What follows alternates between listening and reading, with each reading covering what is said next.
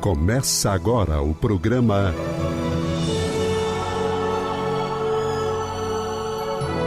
O Livro dos Espíritos em Nossa Vida.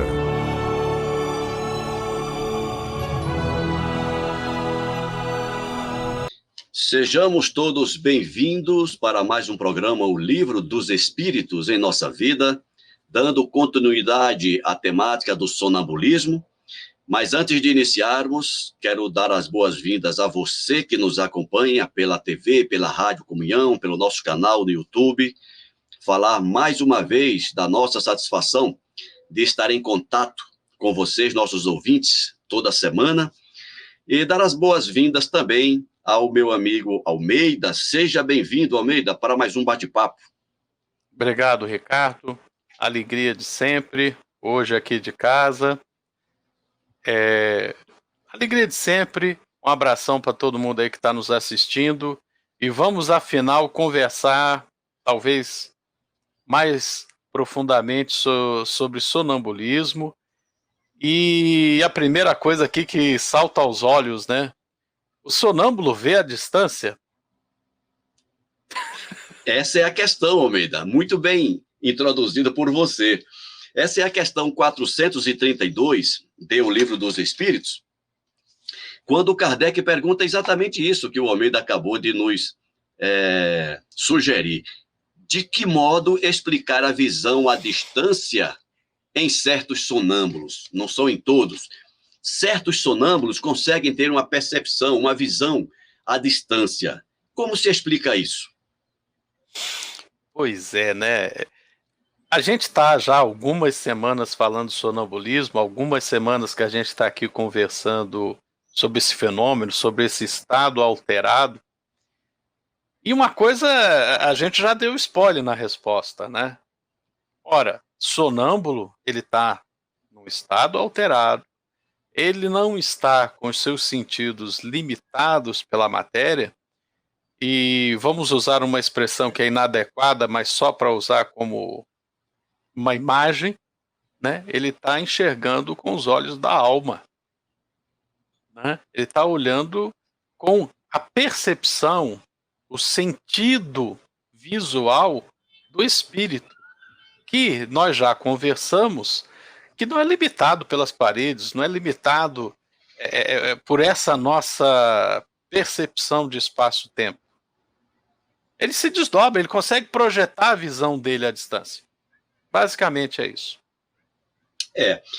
Eu não vou me aprofundar mais, porque nós já fizemos comentários em programas anteriores, já comentamos sobre isso, então para a gente não ficar chovendo no molhado, eu vou ler a resposta e nós vamos nos encaminhar para as próximas perguntas, quando a gente, se der tempo, a gente faz um resumão de tudo isso.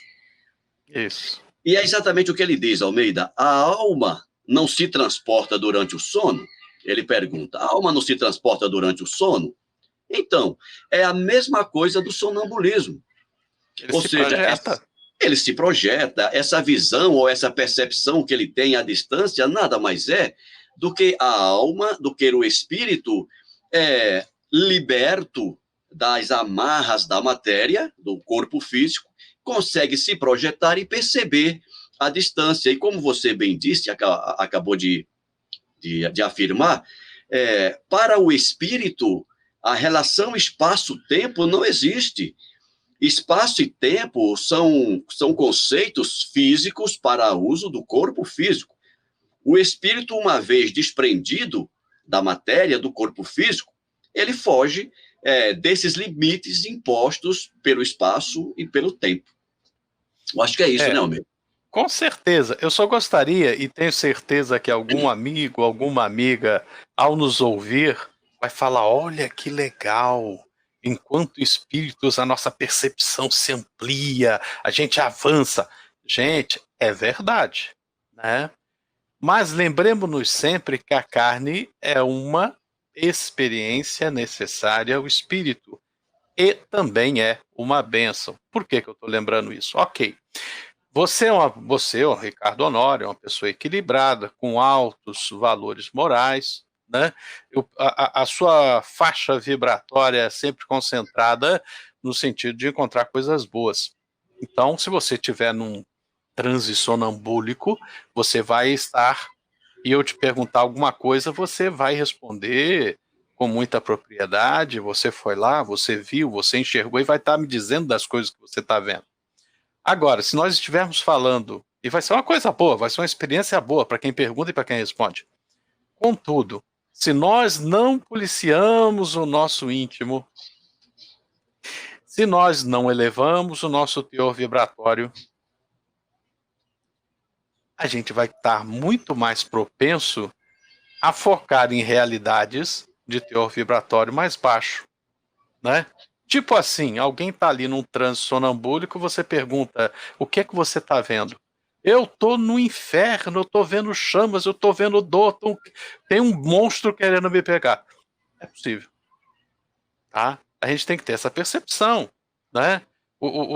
Nós temos que realizar a nossa reforma íntima não apenas para sermos pessoas melhores, mas poder viver melhor também, né? É muito importante, eu acredito, lembrar isso nesse momento. É interessante mesmo, Almeida.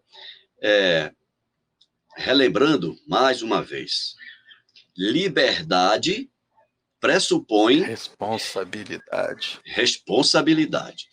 Então, quando nós falamos dessas alterações que promove essa liberdade do espírito para que ele faça voos mais altos no campo da espiritualidade, e como você bem disse, muitas pessoas podem dizer, é assim, que bom, quero fazer isso. Mas essa liberdade, ela pressupõe uma responsabilidade para que você não chegue, não se encontre durante esses voos, durante esses momentos de liberdade. Turbulência na linha. Uma turbulência como esse quadro que você descreveu aí agora, porque a liberdade, o espírito liberto, ele vai para onde os seus sentimentos mais íntimos o conduzem. Então, a gente precisa, voltando mais uma vez a Delfos, precisamos nos conhecer para saber onde é que os nossos sentimentos nos levarão quando eu ficar liberto dessas amarras que o físico nos impõe. Onde é que eu vou parar? Onde é que tudo isso vai me levar? Não esqueçamos que tudo que Deus, que tudo que a providência divina, tudo que a natureza nos oferece é sempre para o nosso bem. Inclusive, essa limitação, que a gente chama de limitação, que o corpo físico nos impõe, eu prefiro chamar de proteção, porque quando nós não temos a devida responsabilidade para gozar de liberdade, o aprisionamento é uma proteção, chega a ser uma proteção, para que a gente não se envolva com o que não deve. Ninguém imagina que uma criança dentro de um berço está aprisionada, né? Ela está protegida. Se tirar ela do berço, deixar ela livre, ela pode se matar, ela pode cair de uma escada, ela não tem noção de perigo. Então, engolir o que não deve. Engolir o que não deve, colocar algo na boca. Assim somos nós, enquanto crianças espirituais. Nós precisamos desse berço, né, usando a imagem do berço, que nos protege, nos retém, mas ao mesmo tempo nos protege para que a gente não caia nas escadas da vida, não se queime com experiências indesejáveis. É claro, vocês estão entendendo, eu estou fazendo uma relação. Não se expõe a riscos desnecessários. Exatamente, não é isso? Então, por isso que muitas vezes as pessoas dizem assim, olha, eu gostaria de que a minha mediunidade fosse evidência, fosse clareaudiência. E aí, agora que eu fiz esse comentário, eu lembrei de uma cena do filme, agora eu não vou lembrar o nome do filme, mas eu lembro da cena, provavelmente você vai lembrar o filme. A criança, ela está no sopé de uma escada, e na parte de cima da escada ela vê coisas horríveis, ela vê gente sem cabeça, ela vê pessoas sangrando. É um filme hollywoodiano. Não lembro agora o... Não. Bom, deixa pra lá. O mais próximo que eu lembro é o Sexto Sentido, mas é esse não mesmo. Deve ser. Esse? É esse, o Sexto Sentido. É com aquele ator que ele tá carequinha agora, né? é um garotinho. É o famoso I see dead people. Né, mas eu digo o ator adulto que acompanha Ator ele, que adulto, eu é o não tô lembrando. Eu lembro bem dele, ele fez vários filmes na época de criança. Duro de Atualmente ele tá Matar. meio. Ele Ele faz tá aquele pesado. filme Duro de Matar era o psiquiatra, né? É o Bruce Willis. Bruce Que Willis, é tava o Bruce. tratando ele, tava tratando a criança. Mas nesse filme que a gente está falando aí, o Bruce Não Willis. vamos dar para spoiler, por favor. Não, não. Mas também que esse filme, meu amigo, ele já saiu até de cartaz, já dá muito tempo. Mas O para quem Bruce não Willis, viu, é uma experiência sensacional. É uma criança que tem mediunidade, como diz, desabrochada, né? É. Acabei de dizer a frase, né? Uma das frases mais famosas é I see dead people, ou seja, eu vejo gente morta. E o filme é o drama da criança médium. Exatamente. E o sendo Bruce Willis, tratada por o Bruce Willis, que é um psicoterapeuta tentando entender aquele fenômeno. Esse é o gancho da história. Então, já está aí a indicação desse filme. Para quem não viu.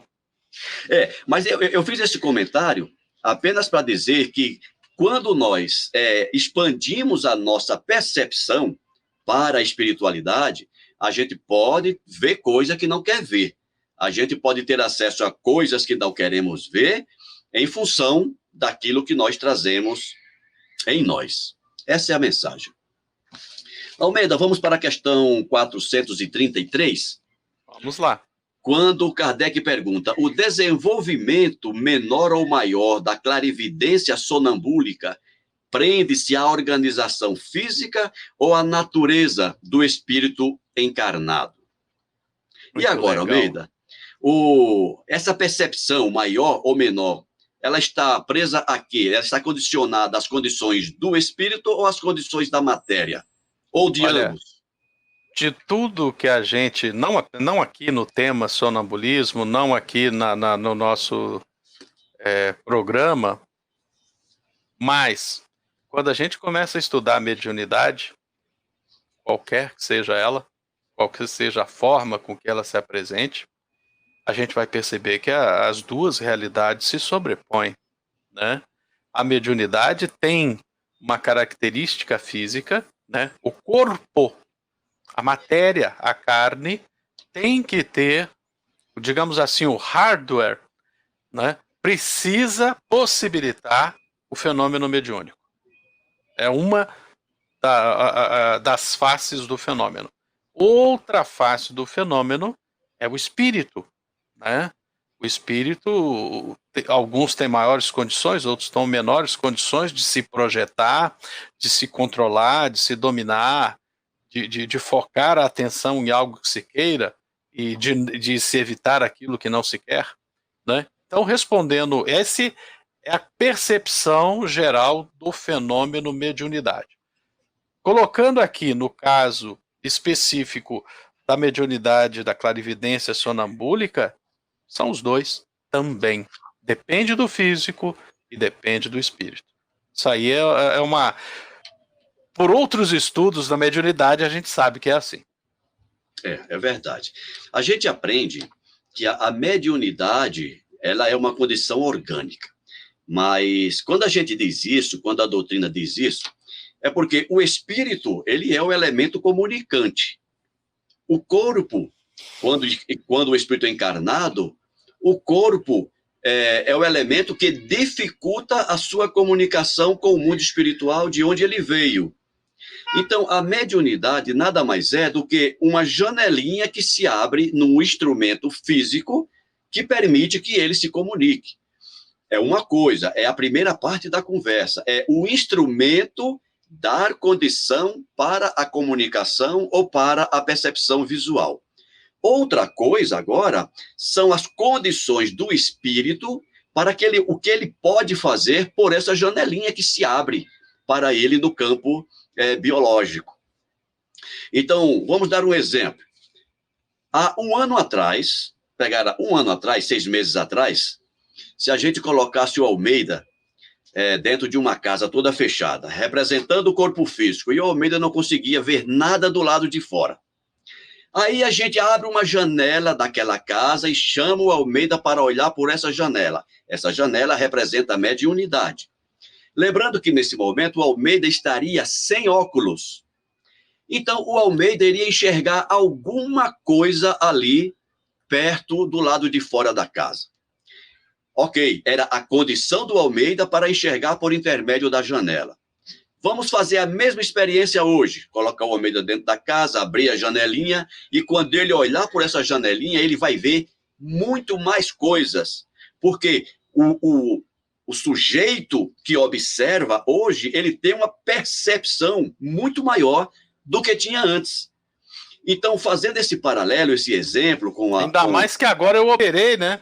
Então, por conta disso, em função da cirurgia, você tem uma percepção muito maior hoje.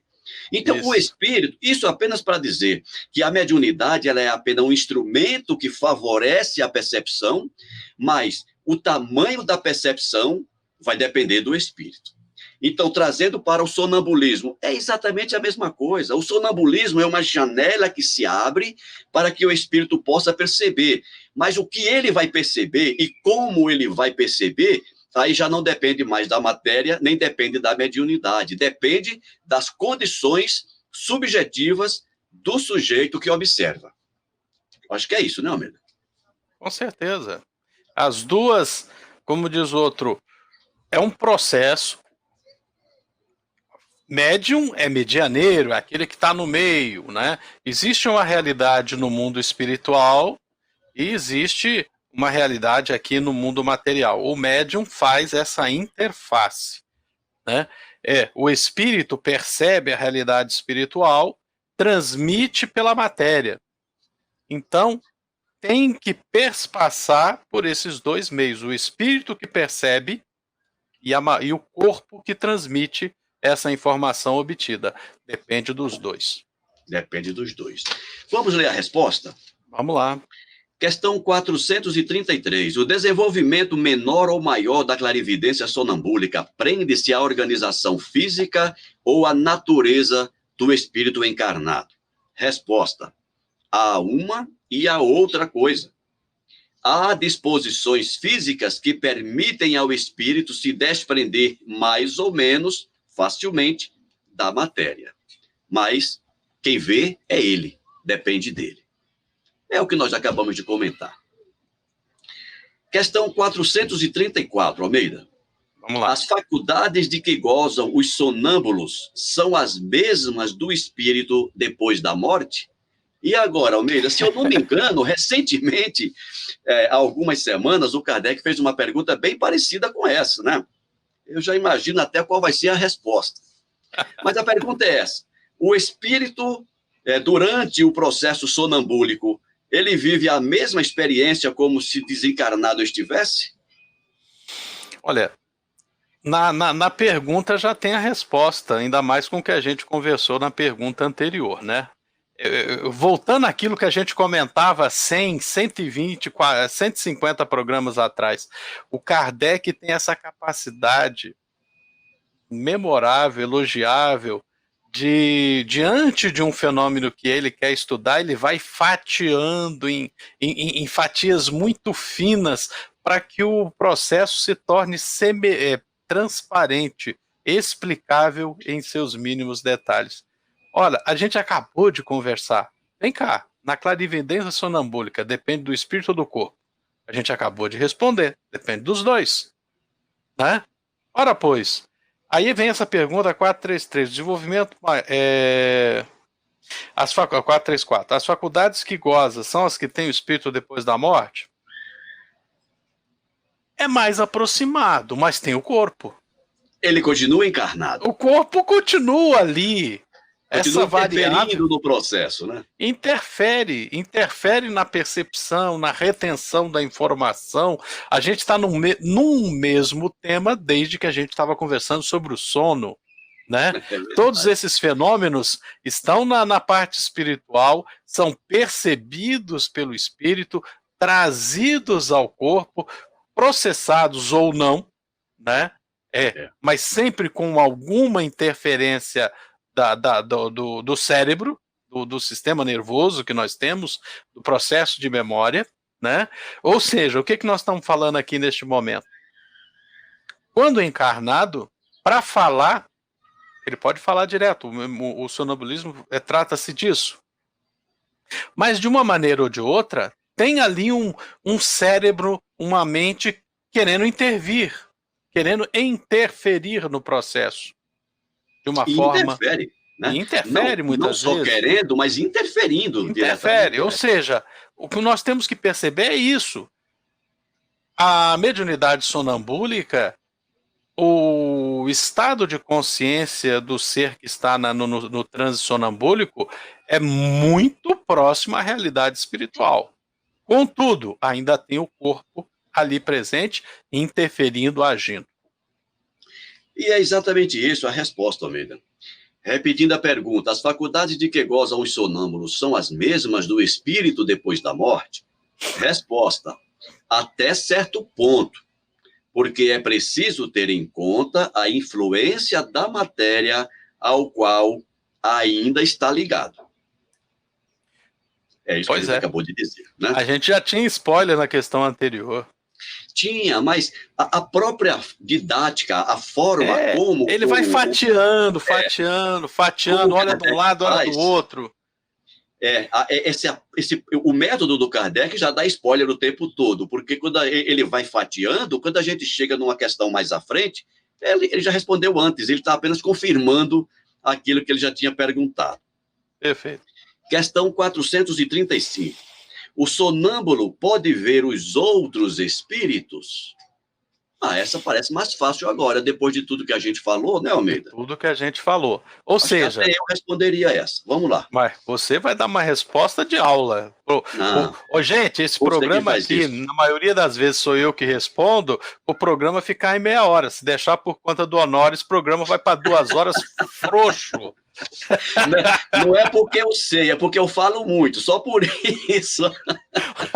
Capaz. Mas, fora a brincadeira, gente, nós acabamos de responder que a percepção do espírito no transe sonambúlico é muito próxima da realidade espiritual. Logo, ele vai enxergar outros espíritos como se desencarnado estivesse. E como é que o espírito, enquanto desencarnado, vê outros espíritos? Dependendo da sua capacidade de percepção. Quanto mais elevado o espírito, isso nós já conversamos em outros programas, maior a sua percepção, né? Quanto mais elevado o espírito, é como um rádio com um dial mais amplo, com maior amplitude de faixas de frequência. Então ele consegue enxergar mais coisas, né? Então o espírito no transe sonambúlico pode enxergar outros espíritos? Sim, limitado por sua capacidade, pela capacidade do espírito. Aí já não é o corpo, é a capacidade do espírito. Quanto mais desenvolvido esse espírito, uma maior gama de espíritos ele vai conseguir enxergar. Basicamente é isso. Voltando, aproveitando mais uma vez o quadro que nós pintamos agora há pouco, colocando o Almeida dentro de uma casa antes da cirurgia e depois da cirurgia, a gente pode aproveitar esse mesmo exemplo para os espíritos. Vale aquela regra, quem pode mais, pode menos. Então, o espírito, dependendo da sua evolução moral, ele amplia a sua percepção. A gente vê isso com muita clareza nos livros do André Luiz, começando pelo Nosso Lar, Os Mensageiros, Missionários da Luz, No Mundo Maior. O André Luiz ele deixa isso muito claro. Há espíritos na espiritualidade que vive como que se encarnado estivesse. Da mesma forma que nós temos espíritos encarnados que têm uma vidência, uma clarividência tão grande que ele confunde, muitas vezes, ele não sabe se aquilo que ele vê se é encarnado ou desencarnado. Né? Eu conheço não conhecia a pessoa, conheço a história de uma senhora, se eu não me engano, ela era aqui da Comunhão mesmo, que ela não dirige automóvel. Olha, nós podemos dizer o nome dela porque ela já falou isso Então. em palestra pública gravada na então. internet. Nós estamos falando da Maíse. Então, a Maíse pronto. não dirige porque quando ficou clássica a história, ela estava tendo aula de direção. No meio da aula, ela enfiou o pé no freio. Para os nossos irmãos lusitanos, enfiou o pé no travão, nos travões, né? Parou o carro de modo violento. O instrutor olhou para ela e falou: minha filha, você está louca? Mas o senhor não viu aquela pessoa que estava prestes a atravessar a rua? Eu não tem ninguém. Não, tem sim. Olhou para trás, não havia ninguém na carreta. Ela, o senhor não está vendo? O senhor está louco. Minha senhora, quem está louca aqui é a senhora, porque não tem nada ali. Ela não dirige porque ela tem dificuldade de perceber, ao andar na rua, quem é que está neste lado e quem é que está do outro lado da vida. Então, é isso aí, está dito. Vamos, então, para a resposta, aí a gente comenta mais sobre isso, Almeida. O sonâmbulo pode ver os espíritos? Resposta: a maioria os vê muito bem. Isso depende do grau e da natureza de sua lucidez. Todavia, algumas vezes não percebem tudo de início e os tomam por seres corpóreos. Aquilo que eu falei agora há pouco, ressaltando a obra de André Luiz. O encarnado, quando ele está em desprendido, ele continua vivendo como encarnado, principalmente quando ele desconhece as informações que o Espiritismo nos traz, as informações sobre o mundo espiritual, e mesmo estando no mundo espiritual, ele age como que se estivesse no mundo material. E foi isso que ele acabou de dizer aqui. Todavia, algumas vezes não percebem de início e os tomam por seres corpóreos. Acha que aquilo que ele está vendo é um ser, é um corpo, é um encarnado, como que se estivesse aqui. Ele não consegue diferenciar.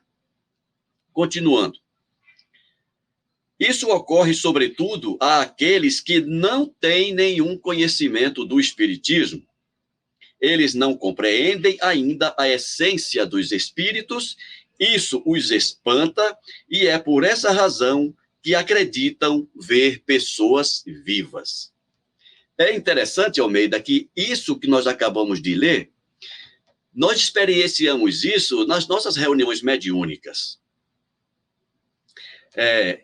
Quando nós estamos nos preparando para trabalhar com doutrinação, a gente precisa ter muito cuidado para não dar um choque no espírito desencarnado, que não sabe que desencarnou, e você não precisa, e você não deve, de chofre, dar essa notícia. Mas, Almeida, eu não sei se você percebeu, nós estamos no limite do nosso tempo. Vamos fazer o seguinte, vamos parar por aqui. No próximo programa, a gente retoma a partir dessa questão, faz a leitura do comentário do Kardec e dar continuidade ao tema. Pode ser assim? Um abração para a turma, tá? Tudo de bom para vocês aí. Semana que vem tem mais. Vamos terminar esse tema sonambulismo. Abraço. Obrigado, Almeida. Obrigado a você que nos acompanha. Nos veremos na próxima semana, quando daremos continuidade ao tema sonambulismo. Não deixe de deixar o seu like, o seu joinha. Nos ajude a fazer sempre um programa cada vez melhor. Grande abraço a todos.